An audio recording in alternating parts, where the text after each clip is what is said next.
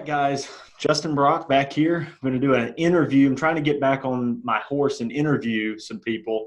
And one of the first people that came to mind was my good friend, Brad Hannon.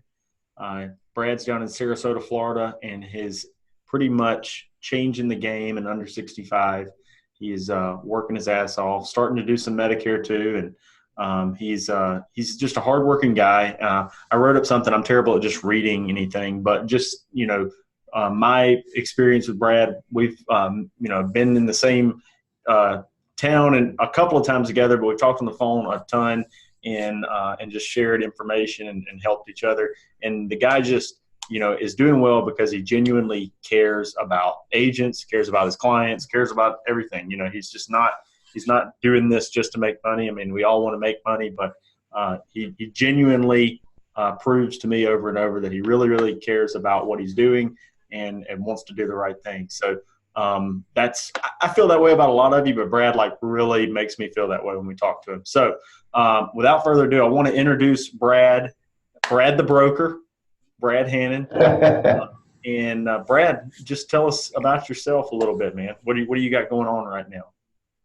Man, I got too much going on like most other people, but I appreciate the introduction and I just want to clarify for the audience that I'm not one of those that uses the fact that I care so much about my agents and about my clients as a shield against like a lack of production, because it's both and, right? If the production is the scoreboard of how much we care, then I'm still producing and I'm still writing, and the reason I just have to say this is because I feel like there's a lot of people out there that for lack of a better term, use that the fact that they just do it because they want to help people and they don't care about the money and blah. Well, the more people you help, the more money you make in this business. The more agents you help, the more money you make. There's a direct correlation. So I definitely care, and I think the hard work comes from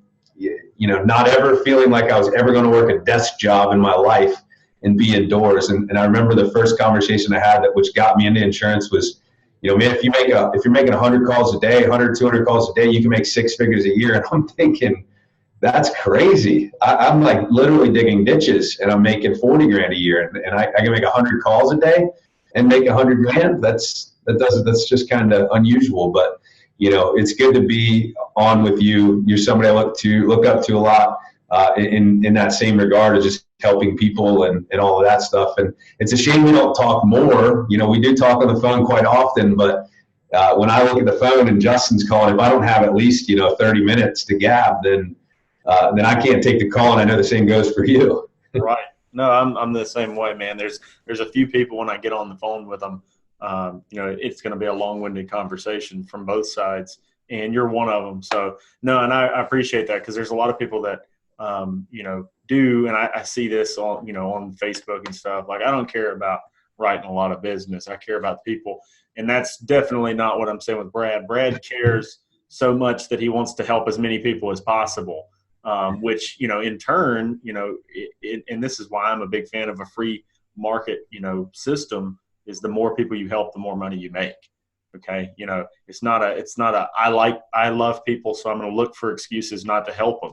Because that's what I do see a lot of that, especially when you get into like product discussions and stuff like that. But keeping it from product discussions, Brad and his team, are lean and mean, but write a lot of production and do a lot of business, and are probably, underrated from, some of the people they're producing with. So, I think they're huge assets and they're going nowhere but up. So, So I did have some questions because it helps me kind of guide the conversation along.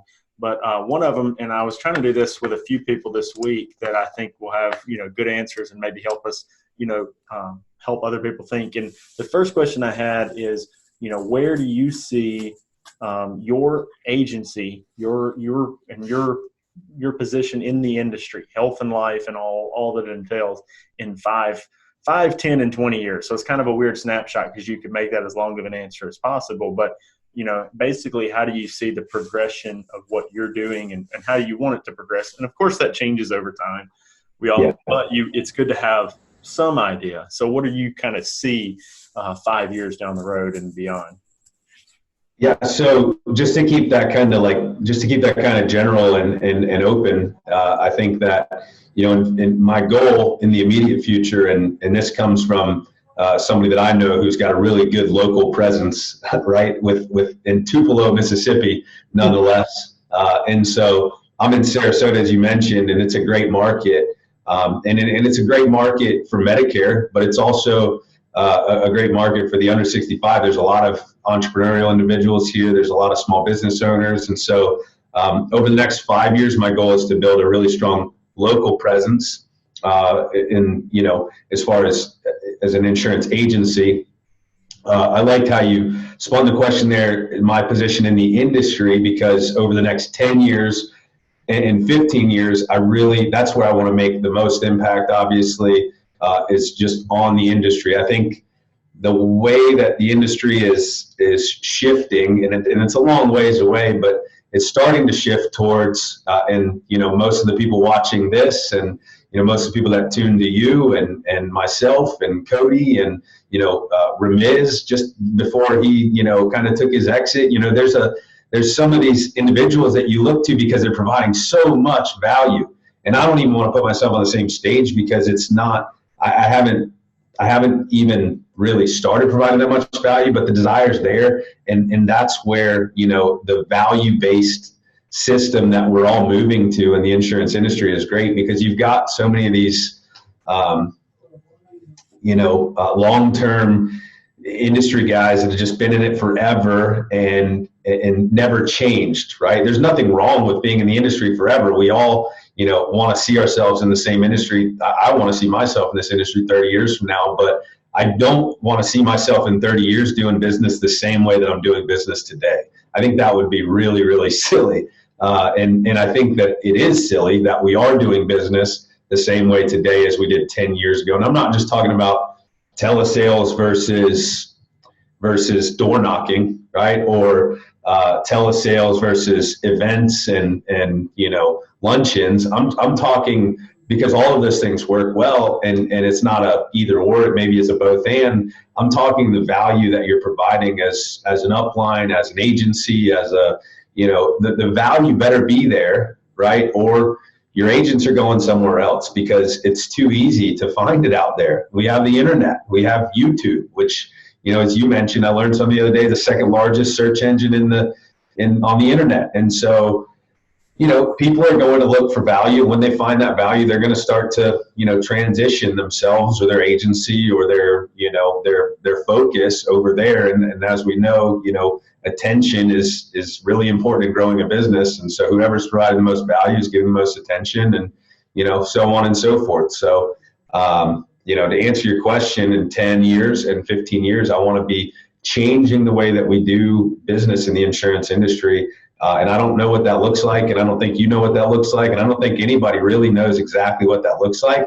I just know I'm ready and willing and able to adapt and evolve with the industry.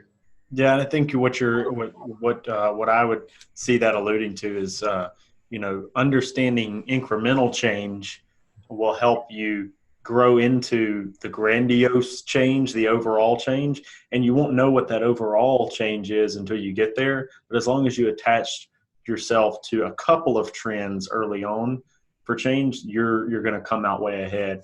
And some of those are just goofy, like how many people are going to be getting quotes for auto insurance from Alexa in 5 years, or getting their health insurance quotes from voice. Those are types of things that are changed. Another thing is asking is keeping brokers relevant by creating a business that's not transactional. And a lot of people think, like, people that are thinking way behind right now are people that think, well, yeah, the industry's evolving. I should evolve from local to telesales now. That's old now. Like, people that were innovatively evolving to telesales were 5+ years ago. So now evolving to telesales means nothing. What does that mean? Okay, I'm going to buy leads and close them all over the phone. Anybody should be able to do that. But that's just a transactional-based telesales model. You could use local-based broker model, telesales model, whatever you want to, or a mixture thereof, like we do. but then maybe start evolving the way that you communicate with your clients and prospects. I'll tell you who I think is somebody recently that I think is changing the game on the recruiter side. It's a company, little bitty company called Advisors Excel that did $1 billion in annuities last month. And when they came after me, man, you want to talk about it? You ever heard of the book, The Thank You Economy? Gary V's Thank You Economy. He talks about, you know, giving all these thank yous and all these, you know, this stuff or this ideas or this interaction with your prospect away in order to like receive their business. And these guys were sending me axes with my name embroidered on the handle, footballs in glass cases, like everything. And eventually I was like, fine, I'll do some business with you, you know, because the way they were coming after was different. And the whole model's different. You know, it's so different that I'll just learn like there's all these recruiting agencies like, I'll just recruit anybody, you know. They were specifically intentfully looking for people they want to do business with. They're not good. They won't, if somebody just called them, hey, I need this contract, they won't give it to them. Like the whole point is building like that lean and mean, but super aggressive style side. And that's specific for annuities. But the whole concept is like, yes, you can change just by doing things that you should already think are good things to do.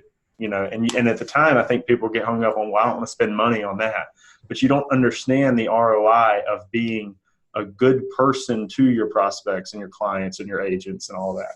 So, so I want not to mention before I forget, not to mention it's not everything we just said. It's telesales or it's this or it's you know, recruiting the masses or recruiting the, you know, the ones you're going after, or like making sure that you're staying lean and mean. But it always seems to be a both and, right? Because, you know, hey, I'll throw contracts out left and right to some. I mean, whether or not somebody ever does anything, whether that's up to them. It costs me two minutes to send that contract, you know, but I'm not going to invest my time there until I see some sort of reason. And so, you know, I think that all too often we get hung up in this versus this or this versus that. And one thing I like about what you do is it's a little bit of everything. And that's what ultimately is going to lead you to, you know, what works the best for you, what works the best for, you know, what you're trying to achieve. So it's always a both and in my eyes. No, I agree. And so I was getting back to this question here. These are just good questions, I think, you know, for people. It's like, what is something you would have changed along the way if you had to do it over again? So, you know, what in your process to date, like I think especially at the level you are, you know, a few years in now, that's the years where I feel like people make some of the biggest mistakes or they don't because you don't understand anything and where to double down, and you don't understand the real long-term profit margin. You don't understand that kind of stuff. So what's something you've learned so far that you wish you would have either doubled down on or not done at all, or something you wish you would have done? What would be the biggest one that comes to mind? Yeah, the simple answer would be just to go with your gut. You know, if you don't feel like it's a good fit, or if there's something, don't try to force things, because then you're going to fight yourself on it, you know, for years to come. And the longer answer to that is certainly to, when I first come into the industry, to learn the industry, right? Not the company or the product or the, you know, the office culture or, you know, what have you. I mean, even still to date, you know, there's just a huge disconnect with like captive agencies and you know, captive agencies for the most part, even like hybrid type models, there's a huge disconnect between them and an independent community that, you know, certainly sees the insurance world from a different perspective. And it's ultimately a better perspective, in my opinion, that I wish I'd learned earlier on. And what I mean by that is, you know, the silly stuff that we talk about, like release policies and, you know, just the things that you kind of deal with a captive agency, that on an independent side, it's like, man, Justin's never had this struggle, or this independent's never had this struggle. because they're in the right kind of fit. And so captive agencies, as we talk about all the time, are a great fit for certain individuals, and really that's where they're going to see the most success. And then there's people that, you know, you're just going to burn yourself out year after year after year carrying out somebody else's vision when you're a visionary, right? You're the person that, you know, wants to cast that vision. You're the person that wants to go after that vision, and you're in this model where you can't, and so you'll be frustrated. And so I wish that I had learned the entire industry sooner, and rather than kind of pigeonholing. I'm definitely one on focusing, right, on one product, on one type of. You don't want to try to come into the insurance industry with no experience and try to figure out Medicare, under 65, annuities, you know, all at the same time, right? Certainly, not many people are capable of that, but it's okay to come in and do one thing really well, all while starting to sprinkle in that other stuff, right? All while, you know, kind of the way that I would relate it is like if you're driving and you're focused on the road ahead of you, you still got your, you know, peripherals. You're still looking at what is the next avenue. And so you had mentioned kind of in the beginning of this that I've started to do a little Medicare. It's not that it's never been, I've been 5 years in this now, and it's never been that I am not capable. Or like I don't want to, right? It's just that I want to have this perfected while starting to learn. And it's funny because, you know, I don't do a whole lot of Medicare, but I mean, it's second nature to me because I've listened to so many things, I've watched so many things, I'm always paying attention to everything. And so while I go through an application, it makes perfect, complete sense to me because while it may be some new stuff, it's all stuff that it may be new that I'm actually doing it, but it's all stuff that I've heard, right? And so I familiarize myself with the terms, you know, all of that stuff. So yeah, I think kind of do more than one thing. One place a lot of people fall short is getting tunnel vision on one thing and not taking the time to learn the other things. As long as you're learning the other things, you can always implement them later. But you know, we're actually in the process of, you know, looking at P&C and things like that right now. So it's always growing horizontally and vertically, and we look at it all. But you know, and what you were saying earlier, like, you know, I do see people come into the industry, and I remember being in Arizona and at a small event, and this guy was there, and he worked for an entity. I won't name them, but he kept saying, well, you know, I'm so glad I got, you know, recruited into this one. This is the best company in the whole industry. And I'm like, what, like, what do you mean? Like, how is this the best company in the industry? There's a lot of competition in the industry to be the best company in the industry. So I thought that was kind of weird, but you know, and you see that a lot. I see people get caught up on, well, my CEO, like, you know, you're your own CEO, man, no matter where you come in. Yeah. You know, I mean, even if you are working in a captive shop, understand that you're there to build, you know, yourself up. And if you never want to, you know, get outside of that, that's fine. And a lot of times they're great places to learn, you know, but I tell you what, like, I have guys that work in hours, and we're like what would be called a smaller captive shop because we have some people that work in hours, but we're small enough now to where those people that are captive with us now are going to be able to grow into exponential leadership style positions, because I don't want to do the job that I'm doing forever. I want one of them to rise up and do part of that job. So they'll be, you know, able to grow.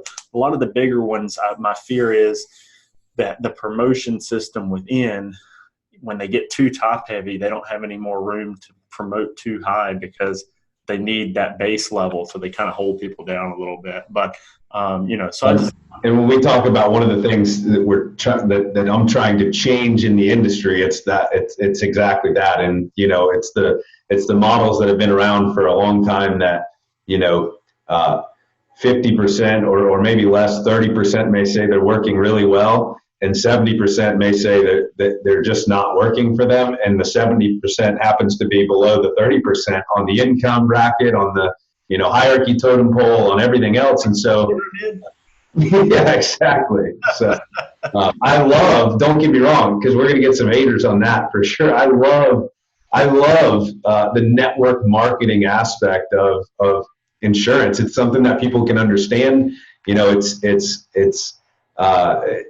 takes the hey, if the person below you, your downline agent, does a good job, then you're making money off of that. That's awesome. But like most good things, it can be abused, and I think that the larger captive shops, like we're talking about, are just kind of abusing that. And well, the good thing about the most network marketing or multi-level marketing systems that aren't deemed a pyramid, like a real scheme by the SEC or whatever, is that you can outgrow the person that brought you into the industry. If you're in insurance and you're working in groups that you're not allowed to outgrow that person, then that's honestly kind of gets you into the scheme version. So you have to be able to produce and outproduce that bubble. And so I'm not talking about anybody in specific, but there's a lot of entities out there that do a really good job, and there are and I think that you have to get away from captive and LOA being necessarily the same thing. I mean, I know some. I'll give you a really good example of one. American Senior Benefits is an LOA type shop. Integrity bought them recently, but their model's really good and allows for a lot of growth. And it's not, dependent upon like who recruited me and now I own that agent, blah, blah, blah. It's more, about people building really good systems in a system that gives them a lot of stuff. And so there are good models out there. And then there are models that, aren't as good, and they rely on that lower base level of guys not understanding how much they're giving away to live off of. And so you do have to, when you come into the industry, one of the things that I think is important is to come in and learn from somebody. And, because it'd be hard to come in and I just got my license, but I want to know everything about all the contracts right away so I can be independent. Because that would be a lot of stuff to think about. Like me and you've had this conversation a lot of times, but contracting is confusing. And I mean, we have done a lot of production, a lot of time, and a lot of relationship building to even learn where we really stand in the totem pole. And I've learned it's a lot higher than I even thought it was a few years ago. But it's something that is an evolving knowledge set, and so I wouldn't think somebody should come in and know it right away. But you should, like Brad said, come into the industry with the understanding that you're doing this for you, not for some company. It's not, you got to not drink the Kool-Aid, as they say. Like, I'm not on board with, captive company A, or say a true captive company is one where you can only sell one product, one company. That's, first of all, I'm just going to have to tell everybody, don't do that at all. And I will name drop a company, Aflac. Don't do that. I'm just kidding. I'll get sued now, but it's all right. So let me get to another question to get us out of that. Let's see. So what's something that has worked really well for you that you wish you would have invested more time and money in? And I like to preface this.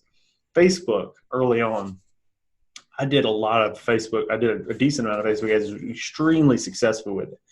I didn't realize how much that was going to change over the next few years. Now I wish I would have put 10 times as much money and effort into it while the getting was good. And I'm not saying Facebook ads don't still work, but when I got into them, there was just so few people doing insurance ads that it was like taking candy from a baby. It was so easy to advertise on there. And there was such a need for people saying, wow, this information, I didn't have it before. And so it was easy to get that information in front of people and get a cheap result where they were actually requesting information. You could get on the phone with them and you could help them. Now it's so convoluted. I always think, God, I'm an idiot. So anything else I find that's working really good, I'm trying to double down and triple down. So what's something like that for you that you wish you would have done more of? Well, I'm not going to go practical here, unfortunately, and most of my answers aren't usually practical. And that's one thing that I'm working on getting better at, actually, is kind of because for me, it's always been mindset. It's always been, it's always been a mental game, right? But the biggest thing that I would say over the last, year, that's changed so much for me. I mean, the thing that's changing more than anything else is relationships. Building solid relationships in this industry, and I've known it forever, right? Because you've all seen it. You ran into the person that, knows the other person for the last 20 years they've been in the industry. Oh yeah, that's Justin Brock over there from, whatever, right? You might know them from Medicare Gurus, but like the point is they ran alongside of each other in the insurance industry for X amount of years. And so I've always known how important relationships were in this, but I never really stepped outside of, my immediate circle and those that I knew, through my business and such. And so over the last year, I've really worked hard on connecting with other individuals out there.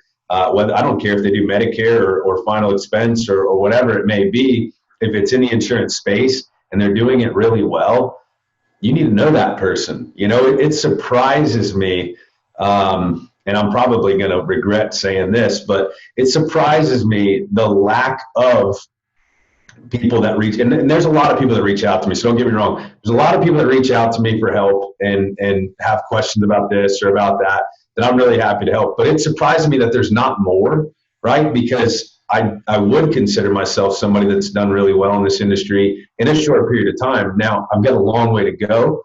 And same with you, Justin. I mean, you've done a lot in this industry, but like it didn't take me anything to shoot you a message on Facebook. Like I wasn't like scared or apprehensive or like, I didn't think Justin Brock was going to bite my head off for direct messaging him on Facebook. Maybe the worst thing, he doesn't reply or whatever. But like all of these relationships that I formed is just formed from reaching out. I was actually sharing a story this morning with my agents. I was at the country club that I'm part of. Very proud to be a part of a country club finally in my life. So I've gone to the next level. But I was literally in the locker room and I overheard, and it wasn't like my immediate like guy right next to me. This was like the next set of lockers over, talking about retirement and his wife wanting to retire as a teacher, but she's 59 and they've got 4.5 years till Medicare. And I hear all this stuff and I can't help but think that 5 out of 10 people, or if not less, would have never said anything to that person. But I immediately walked over and I introduced myself and I said, hey, I'm the guy that could help you with that. And my point is, I guess, that just like most people in this industry had a lot of help getting to where they are, right? Like I had my first few sales closed for me by other agents while I listened to them, and I got 100% of the commission. And that's 9 times out of 10 what you see, right? I mean, I've closed policies for almost every single one of my agents that they've gotten 100% of the commission, never asked for any of it, and they learned. And so we're all willing to help. It's a really unique industry in that right, because like I said, we all did get a huge helping hand, and so we're all here to help. So reach out to people, connect with people, and I'm not saying if you're level 1, right? If we're gonna put levels to this, I'm not saying if you're level 1, you just started yesterday in the insurance agents industry, you should be reaching out to, let's say, Justin or, somebody. Find somebody that's like an immediate step up from where you're at. Maybe they made 6 figures their first time or, whatever the case is, but connect with people and then open your ears and actually listen to what they have to say, because you can learn from anybody. You might actually learn what not to do, but that's okay as well. Everyone will help you in this industry. That's what I love about it. Yeah. It's awesome, man. Well, I'm going to take it at this time. I'm going to try to wrap it up by saying, if you're at that level, reach out to Brad, man. He can help you. I know he will. And if he can't, he'll at least refer you to the person that he thinks is best suited for you. That's what I posted a video about earlier today is, no matter where somebody's at, I'm always going to try to tell them, where they should be or where I would recommend them go. I've recommended people talk to Brad. I sent him an agent the other day. Anybody that I think, okay, this is somebody that's probably suited for Brad, I'm going to send it over to him. Same thing with other people that I think that people are suited to work with. I don't sit around and just take every agent. I don't have time to do that. We're just not that entity right now. The lion's share of our income comes from internal agency production, and I'm over here breaking stuff. And, I think that's what everyone should do is find the agent or the outlet that's right for that person and refer them to that. Of course, some entities are really big and they think they're the jack of all trades and they can take everybody on, and that's fine. But I think everybody knows they have their area of expertise, and they just don't advertise it. But I know Brad is one that would. If somebody came to him and they were like, "I want to do advanced life sales. I want to go after IULs," he's gonna be like, "Well, I'm probably not the guy to help. Maybe I can think of somebody." Yeah. And I'm gonna need a couple of days to find the guy because I don't necessarily know that guy. But yeah, no, I'm happy to send them where they're gonna best succeed. And also on that note, neither of us, you nor I, want to work with anybody that doesn't want to work with us. And so I think that's. I give releases. People ask me for a release. You can ask anybody that's asked me for a release. It's not been a lot, but like 4 or 5. And most of it's not based on us. It's just that they have something that they got hired by somebody else and need a release or something. I'm just like, oh, here you go. Like, I don't care. Don't owe me money. Here you go. But yeah, man, I appreciate you taking the time to do this interview, buddy. And how can people, reach out to you if they wanted to talk to you or get more information about what you're doing? Yeah, so Facebook is definitely the best way. Just Bradley Hannon on Facebook. I'm usually pretty active in the Medicare Gurus and everything else. You can find me on Facebook. You can find me on Instagram at @B_Hannon. Just seek me out. You'll find me. I'm everywhere right now, hopefully. So if you seek, you shall find. Right. All right, guys. Thank you so much for watching, and we'll be coming out with another interview shortly. Bye.